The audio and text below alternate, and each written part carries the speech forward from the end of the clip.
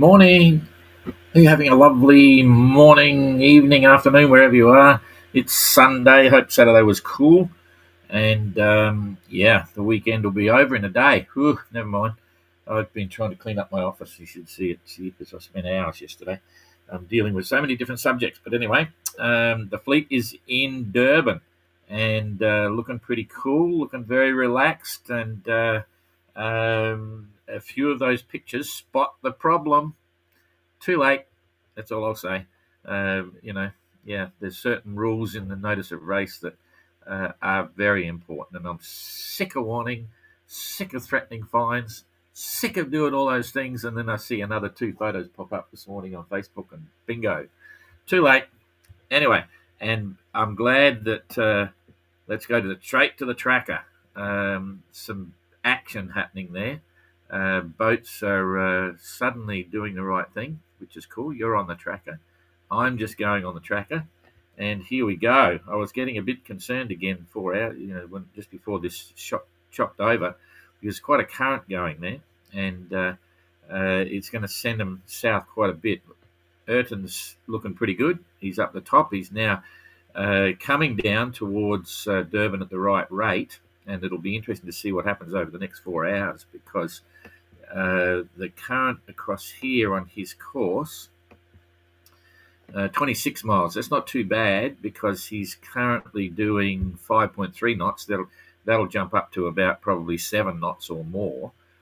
So if it's running at 2 knots, and it's looking sort of about that, there, he's in it for 7 hours, running at 2 knots. Sorry, not 7 hours. We got 5. If it's 6, so it'll be 4 hours. 7 was 28. So there's going to be a potentially. Hang on a sec. I'm losing the plot here. 2 knots. He's in there for 4 hours. So that's only 8 miles. So the 8 mile drift rate, if we take it from the middle of his course there. Hang on a sec. So imagine his course is cutting across the current from there, and he maintains that course. He's going to be coming down about 8 miles. There's 6, 7, 8. So he's going to find himself, by the time it's finished, he's going to be potentially 8 miles further south. Hang on, I'll move that. I'll move it over here. Get this down here. If he maintained that course, and he'll adjust his course on the way through, he's potentially going to be 8 miles further down on his course. So when he comes out at that heading, he's going to come out down here, and then he'll slowly come across to this sort of angle. So it's not too bad. Same thing was going to happen here if Eric and Christian had kept going, which I mentioned yesterday, and it might have been very interesting, to say the least. Anyway, we'll come back to that in a minute. Let's go to the wind and see what they've got. Hang on a sec. We go to the wind. They're getting pretty close. Get rid of this. So we've got a bigger screen. 258 days since the start. Really quite amazing. And breeze is okay. So they're currently doing 4.7 knots. And I think it's about to pick up a little bit. 4.7 knots for Eric, and he's done a 122 mile day. Christian now doing 4.1 knot. Wind's getting a bit lighter, and he's done a 109 mile day, sailing at exactly 90 degrees, his course is over here, so he's sailing quite dramatically away from the rum line. All of a sudden realising he's got to get up there for the current. Would have been a bit faster to go slower towards that point, but he's realised, and everything is looking good. So now what we want to see is what the weather is going to do. So and as we saw, Ertan's doing 5.3, did 134 mile day. He's obviously kicked in with a bit of current as well. There's not much wind behind. Now imagine if you're coming across and there's no wind and you slow down to 2 knots, it's that proverbial problem where you have a massive effect from the current. You don't want to get swept south. But I think from yesterday's forecast, the breeze was going to pick up. So let's just have a look and push it through 3 hours. Yeah, it's just got a little bit more green, so that's good. A little bit more green again, so that's even better. So in 6 hours, it's going to be blowing 15, 20, I reckon, and holding 15 to 20. dropping off a little bit. So in the next 24 hours, picking up again. So it's okay. They've got plenty of breeze. They're going to come in with a bang, touch wood. So that's it through 24 hours. And their distance at the moment from the finish line, around about 85 miles, so they're fine. They've got breeze to cut across the current, and they're looking pretty good. They'll have a little bit more northing in there to allow for the drift, and all is good. So what's the ETA? Let's go ETA for Ertan. He's going to get about another 20 miles on that, so he'll be doing 6-7 knots. So there's 10 hours. So I reckon you'll see Ertan cross over in about 9 hours, I reckon, because you'll get a bit of a current boost. So about 9 hours from now, it's 8 UTC. So that's 8, 9, 10, and 2 is 7. So about, hang on, what am I talking about? 8, 9, 1,700 hours UTC, if that makes sense. Yeah, geez, my maths is good. This early in the morning, we had a late night last night, not partying, just working. Okay, so, and Christian and the others, I'm going to base it from back end of Ertan, 20 miles distance, and they'll lose a bit more, so that's probably about another 4 hours, so 17, 18, 19, 20, 2100 hours. You'll see Eric and Christian probably arrive very close to each other. Okay, so that's all very good, and not much more I can show you. You've got the weather for that period of time, and then everyone will be safely in, and they're getting their bunny stew or whatever it's called. I'm assuming no one's mentioned the words rabbit, but I'm assuming. Anyway, we can come back here and I'll give you a report. I think you've pretty much got that, and then we'll explain a little bit about what goes on moving forward. In fact, no, what we'll do, I'll put you, you're still on the tracker. I was going to put me on, so you don't have to look at me. I'm going to go back to the tracker, and let's look at the weather going forward and see, because we've got just about enough to give you a long-range forecast, because it's not looking good. But when I say it's not looking good, there's no set start time for this next leg of the race. So there's that one there. We're going to now open up the whole of Africa. Here we go. So we all know what we're looking at. I'm going to slide that up there to make it as big as we can. Okay, so it's been a very nice approach into Durban. We're expecting to see the next 3 in the next 10 to 13, 14 hours or something. That's good. And there's still a nice northerly, but it's not going to last much longer. And this is for the 9th of November. So we carry it through. Here we go for the next 24 hours.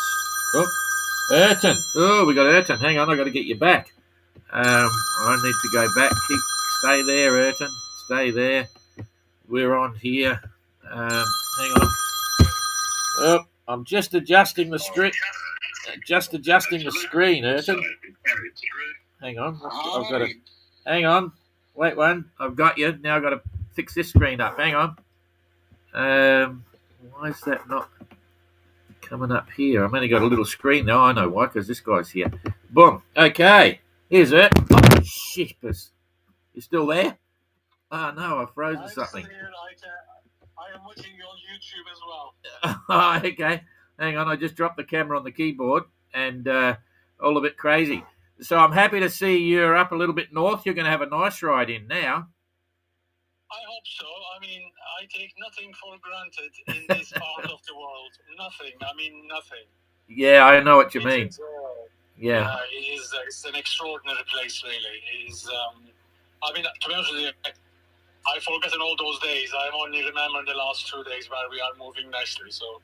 Yeah, it's funny, eh? I'm a bit the same. I mean, every time I go back, I say, wow, remember all that in Panama, remember all that, but it's crazy. So the days roll on. So you're looking pretty good. You're looking relaxed and organised. Yeah, it is a relatively sunny day.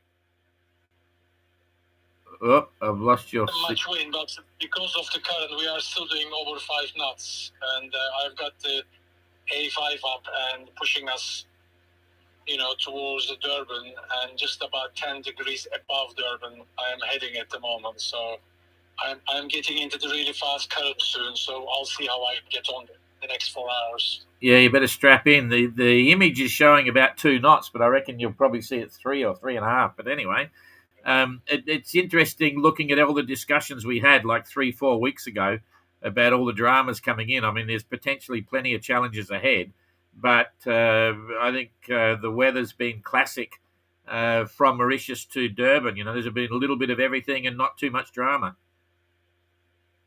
Touch wood. Touch wood, yeah. So far. I mean, I just had a chit chat. I just messaged a Christian and I sent him a photograph of the currents because apparently he couldn't open the currents on his application. And he fell asleep, so he was a bit late going up north, but he's all in control right now. Yeah, exactly. Yeah, no, I saw them both heading up there, so that's all cool. Anyway, yeah, it's all looking good, and your hydrovane repair seems to be holding okay. Touch wood. Well, to be honest, the last 2 days I have been using the tiller pilot. My hydrovane only works efficiently when there is like 20 knots of wind. Yeah, okay, that makes sense. Because it's on first setting and it's not really doing much when there is 10 to 15 knots of wind. So, but the sea state is pretty good. So my Simrad is doing a great job. Yeah, good. Yeah, it should carry on, eh? The wind and the current are all heading in the right direction, so that's all good. So, are you missing anything? You're missing anything like food or whatever? What are you looking forward to?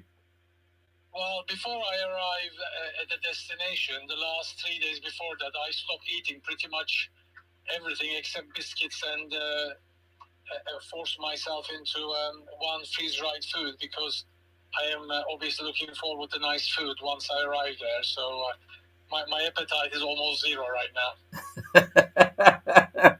Because you know the good stuff's coming, so you starve yourself. That's very clever. I hope so. Tomorrow morning, I hope I'll be able to have a nice breakfast somewhere. Yeah. Well, you're a big guy.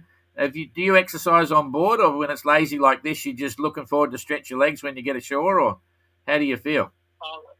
Generally, when I am at sea, I tend to be pretty lazy because the safest way for me, for my 6'3" body, is to lay down if there is any seaway. And but if I am out in the cockpit, I go up and down on my knees as many as I can tolerate. And so exercise is so very little, really. I mean, I can't say that I am very good at this at sea. So when I am on the land, I try to do as much walking exercise as possible. Yeah, okay. So what about you? Because you're a saltwater bath man, you're using saltwater showers all the time. You must be starting to use a bit of fresh water now. But how's your skin and everything? Like, how are you coping with all that? Do you mind, and washing your clothes and stuff? Because you use saltwater washer in your clothes as well, ain't you? I think that's a myth, you know. I mean, I remember when we were kids and for 3-4 months of the year, that's all we ever used. And sometimes I use salt water on everything. I mean, I think the 5-6 weeks on the Marquises Lake. I mean, I absolutely see no difference at all between a fresh water or a salt water. Really? What about when it dries? With all the salt and the stuff when it's drying, do you rinse it out in fresh?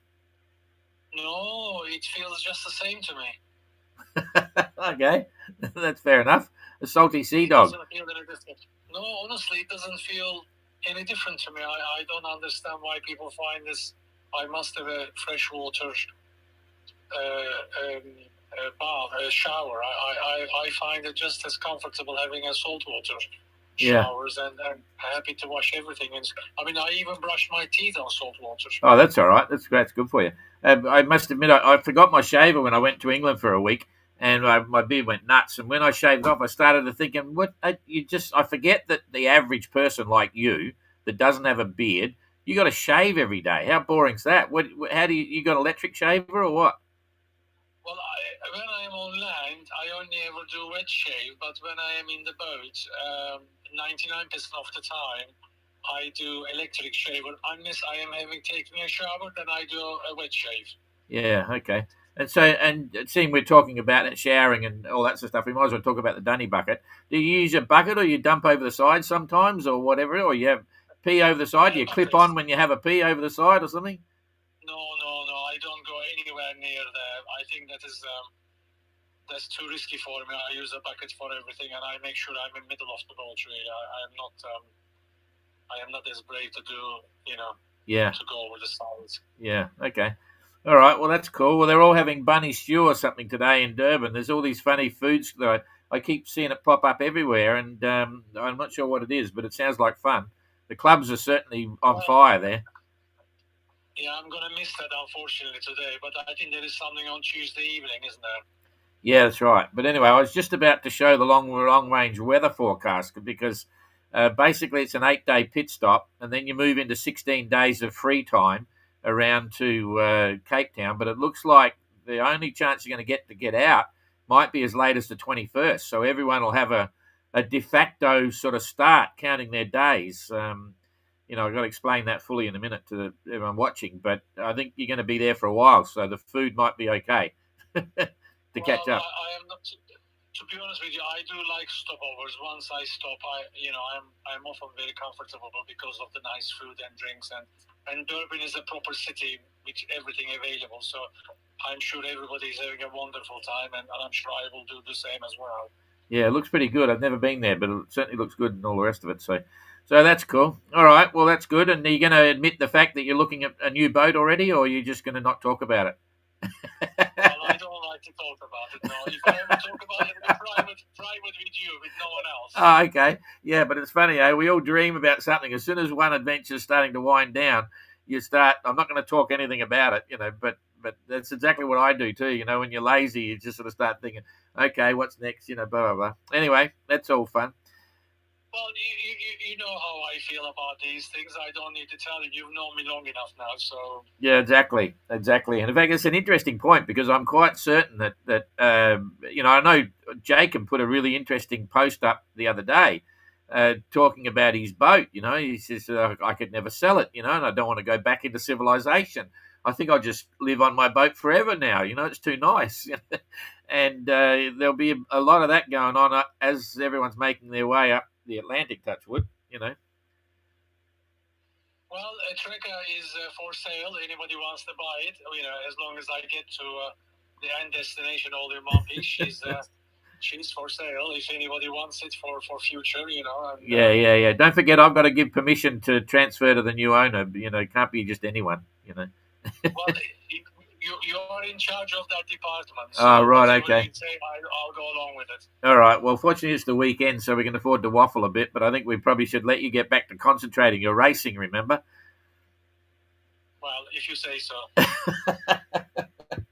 All right. I just read a really interesting, ETA put a post up on the guy that did really well. He was third in the mini Transat in the 650s. It was a very interesting piece. The guy describing his challenges, and I was quite impressed. So they're absolutely racing, and so are you. So don't worry about it. Anyway. Yes, I mean, to be honest with you, on this trip, the worst part was when we went backwards for nearly 2 days, all three of us. Oh, yeah.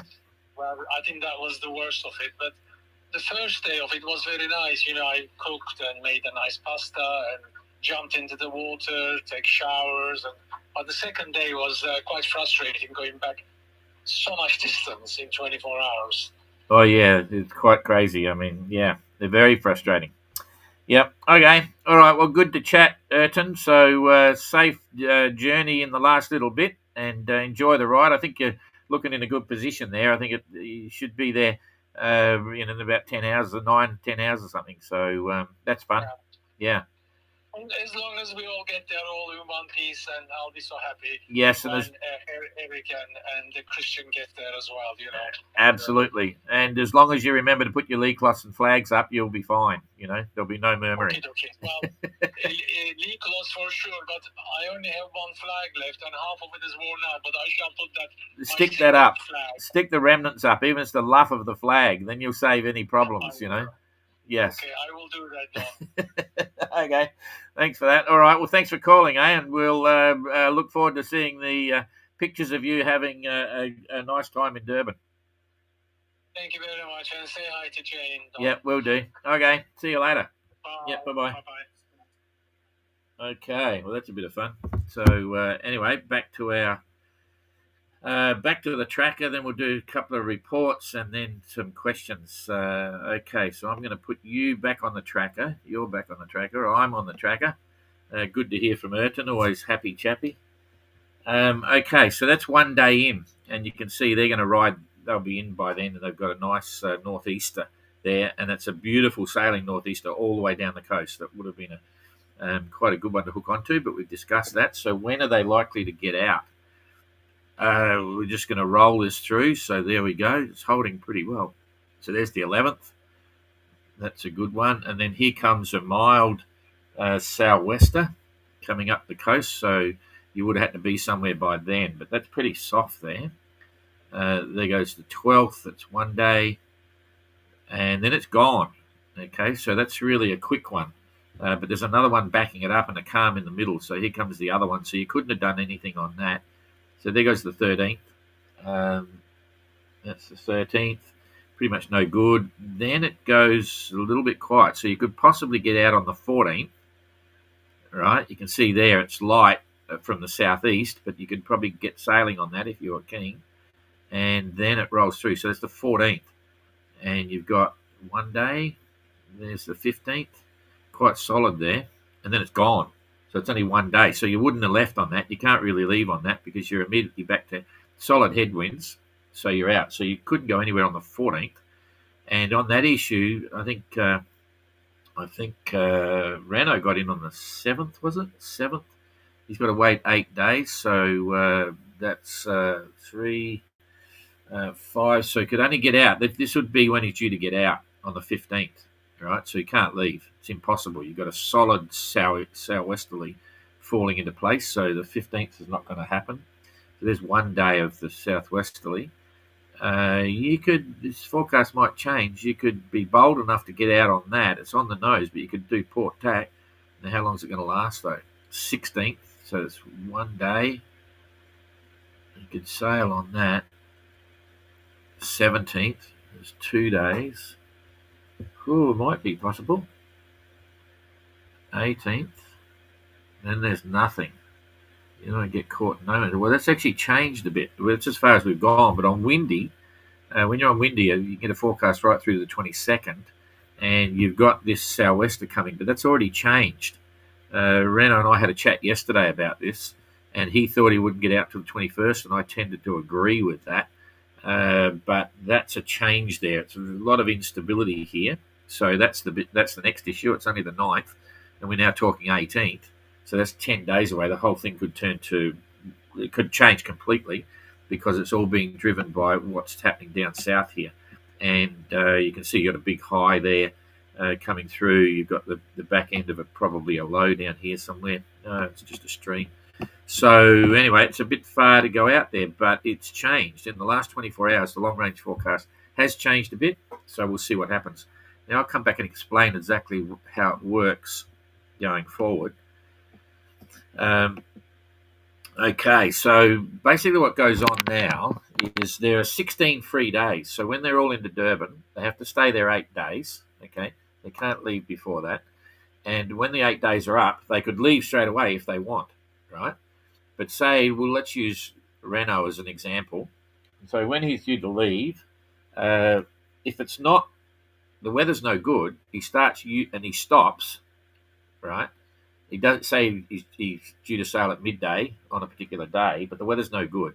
And he stays for 1 full day, so it's midday the next day, another day, waiting, 2, 3, 4 days. Say he waits 4 days. He's used up 4 of his 16, so he's only got 12 days left, right? And then he takes off. Now, let's talk about Dan, who was after that. Let's talk about then Jasmine, right? So remember, Renault's now left, but he had to wait 4 days, and he's used up 4 of his days. Jasmine arrived 3 or 4 days behind Renault, okay? And when her 8 days are up, she gets to the weather. Say she arrived 4 days after Renault, I forget what it was. Then she can leave as soon as her time is up. So she hasn't used any of her 16 days, and Renault and Jasmine would leave at exactly the same time. So Renault and Jasmine are racing, right? But Jasmine's got 16 days left up her sleeve, and Renault's only got 12 days left. And now they sail down, and then 3 days later they both pull into port. But Renault pulls into port half a day earlier than Jasmine, and Jasmine's got to pull in too because the weather's coming. So they stop. Now, when they do their stop time for these intermediate ports that they choose, the clock starts either from the last anchorage, right? So they might come into behind a headland somewhere and anchor, or they might go into a port and tie up at the wall. So the clock starts again from the moment they get to their final safe anchorage, okay? And then they're using up, for Renault, some of his 12 days, and for Jasmine, some of her 16 days, right? Now imagine they're both leapfrogging all the way to Cape Town like that, and they make 3 stops. And when they get there, Renault's got one of the 16 days left, and Jasmine's got, or no, say Renault's got three of the 16 days left, but Jasmine fell behind, and when she arrives, she's got one of the days left. It doesn't matter, because it doesn't matter whether you use up half of your 16 days or all of your 16 days. Everyone just gets taken away, and the only thing that counts from Durban to Cape Town is your time on the water, right? So there's no advantage not to use your 16 days, if that makes sense. It gives them the flexibility to do whatever they want, to stop wherever they want, but no one's going to get an advantage. But what happens is we calculate their time at sea, right, to work out their actual distance from time at sea, rather, from Durban to Cape Town. So they can stop wherever they want for as long as they want and use up any of those 16 days. And if they only use up 8, then they're not going to be 8 days quicker than the other guy, because they didn't spend the time in port. The time in port is free. However, Jasmine falls way behind, and she's now used up all of her 16 days. She sets sail again, and she's still got like 500 miles to go. And she now needs to stop again for 2 days. Well, the clock is still running now, right? Because she spent way too long in port. Now, that might be because she's fixing the boat, or just relaxing, or just being lazy, or because the weather has caught her in places that put her in a situation she can't leave. But it's bad luck, you know. It's the clock is running after your 6 days have used up. So in that instance, when you're in port, say it's the last stopover, and she's got no more days up her sleeve, then she's racing while she's in port, you know, like it's the clock's still running. Hope that makes sense. So this evolved because we knew that the weather will dictate where they stop, when they stop, and for how long they stop. And so we couldn't organise and coordinate detailed pit stops in each of the ports, so that doesn't work. We can't do mass starts all the way around. That doesn't work. We needed a degree of flexibility, but people getting different weather patterns on the way through. You've got 16 days. We would hope, and where did we get to 16 days? Well, the idea was that I think even with a good passage, you're going to have to stop at least twice and probably 3 times. And most of the weather systems coming through will last at least 3 days, maybe 4. So if you've got 4-day stoppers, 4-day systems coming through, and you stop 3 times, that's 12 days. So we threw another spare in there, right, to give you 16 days, which is potentially 4 free stops, which means you've actually made 5 legs, right? So you got 1. Yeah, it gives you 5 legs, 5 hops to get around with stopovers before you get into Cape Town. So it sounds complicated. It's not simple, but it's not complicated. You know, like you just got to understand that concept. So that's sort of what's going on there, and we'll watch it evolve. Okay, so now I've got a couple of reports here from.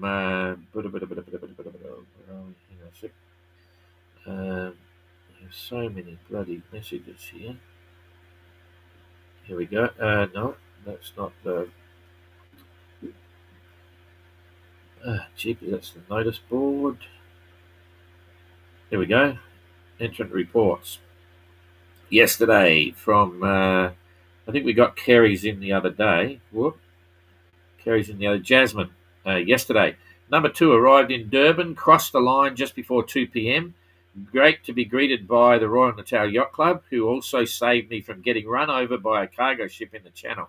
Now, I'm not sure what the story is there, but we'll certainly find out. We need to know for interest sake, if nothing else. So, anyway, 2 proper meals eaten in the first 3.5 hours at the Yacht Club. Early to bed now with the alarm set for 2 a.m. to help Skooks come in. That's Josh. And Josh. Oh, hang on a sec. Did I mention the fact that Josh has got in? Oh, I better have a look at that in a minute. Sorry, he snuck in. Anyway, we know he's in there. So I'll have a look I'll go back to the tracker and just double check there. Immortal Game from Nikki.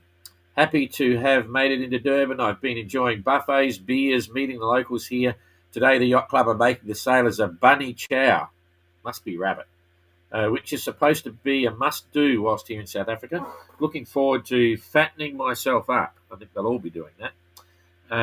Okay, jeepers, I sort of missed Josh. I might have mentioned it yesterday in the thing. There's probably nothing to tell on the tracker, but I just want to come back in and zoom in here and see what goes on. But yes, I mentioned it late last night that I did a post, not a live, but I did a post, and there'll be nothing to show because he got in early. Yeah. Okay, so there's nothing there. But anyway, Josh got in last night in the early hours, which we know. So well done, Josh. Let's have a look at the comments here. G'day, Christine. Don't worry, Christine. It wasn't your photos that were used as evidence for 2 of the entrants. Okay. They were independent and shocking to see this morning. So there you go. Dort, Christina, good morning from Copenhagen. G'day. Must be cool up there. Jeepers. How long will the sailors stay in Durban before heading to Cape Town? I just sort of explained that. It's a pit stop. They have to be there for 8 days. Okay, so they've got 8 days counting from the time they cross the finish line. They sail back out over the finish line again, and they'll do a loop around to get out, and then they're on their way. But they have 16 free days to use between there and Cape Town. Elizabeth, 7 p.m. arrival in Durban. Was that you or Thingo? Anyway, maybe, yeah, it must be you. Bunny chow for lunch today. Yeah, everyone's talking about the bunny chow. Tell me what it is later, Christine, and how it was. Pat Lawless, looking good. Ertan, yep, he is. Oh, you might be wondering what sort of boat Ertan might be thinking about, Pat. There you go. That'd be fun, eh? Anyway, Sailing Daniel. Oh, good morning. From Inside Boatworks, weather day in Bergen. Yeah, Daniel's another GTR sailor, so is Pat. So everyone's getting very busy. Time's ticking. We're going to see them at the conference here on the 21st and 22nd in days. Christine, bunny chow, hollowed out half loaf of bread filled with curry. Delicious. Okay, so where's the bunny come from? Yeah, it sounds great. Is it rabbit stew in there? There's a reason why it's called bunny chow. So we now know it's not bunny, maybe. That's cool. Ilse, g'day. I made it. It's good to see so many boats in. Yeah, absolutely. It's quite an achievement. Really quite cool. Lovely smiles. Ertan, always happy. Yep, sure is. He's the quintessential host. You can never meet him when his boat's around without him grabbing and saying, come down, have a coffee, have breakfast, whatever. He's had a reputation for that, the GGR. Pat Laws, hopefully Ertan Beskardes. Oh, I'm not talking about it, Pat. He doesn't want to talk about it. There's some good boats out there to buy. Anyway, Warren Coitus. Warren, g'day, great concept. Yeah, that's for the round the corner. Yeah, it's a different sort of race. It's not the usual race around the world, but so far it's going good, and we're going to change a few little things for the course next time. But but it's looking good, so we're happy. Josh Carley Ocean Racing got in around 2:30 a.m. Thanks, Shannon. Yeah, good to see. He'll be happy. He did pretty well on this one. So good tactics, good planning. Okay, have a good Sunday, everybody, and we'll hopefully see you all tomorrow. And we look forward to seeing him arrive safely in the port of Durban. See you later. Like, share, and tell all your mates.